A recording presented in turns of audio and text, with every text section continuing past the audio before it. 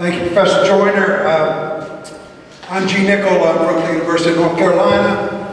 I don't know about Herb and Charlie here. I am quick to say a request that I do not speak to the University of North Carolina. I'm working for it. The university I love enjoys it when I give a good deal of distance between myself and Chapel Hill. So I am happy to do that. I wanted to say to Michelle as well that she sort of broke my heart when she said Herb Joyner was everybody's favorite lawyer in North Carolina.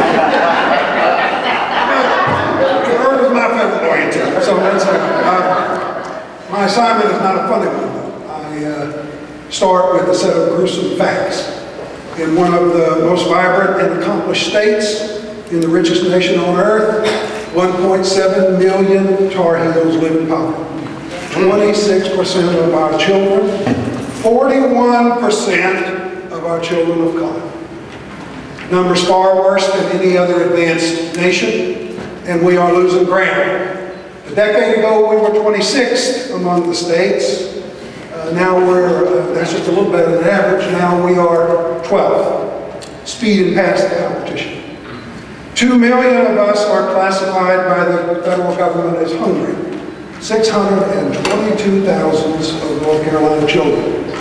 We have the second highest child food insecurity rate in the country, just behind Louisiana. Greensboro is the second hungriest city in America. Winston-Salem is the hungriest city for kids under 5. Can you imagine being governor of the state with the most hungry babies and never mentioning it? Come on. I love puppies, but I'm old school, and I love babies even more.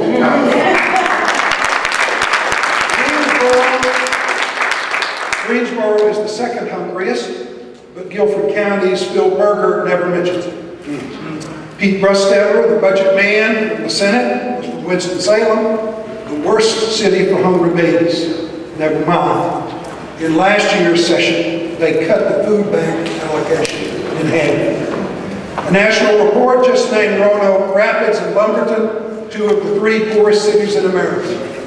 Robeson County has the 3rd highest food stamp participation rate in the United States. Last week, as the Mecklenburg County trio, McCrory, Tillis, and Rucho, bragged about their policies taking money and benefits from the poor and giving them to the rich, Harvard University released a study finding that Charlotte, North Carolina, has the worst upward mobility of the 50th largest American cities. 50 out of 50. In other words, if you're born poor in Charlotte, you are more apt to stay that way than at any other place in America. So, given that, what do our leaders do? You know this story well. They cut 500,000 people from Medicaid, though the feds would have almost completely funded the program, placing ideology over life itself. If you will do that, what won't you do? Then they give us the largest cut to an unemployment compensation program in American history. They eliminated the earned income tax credit, making 929,000 poor working class Tar Heels pay higher taxes.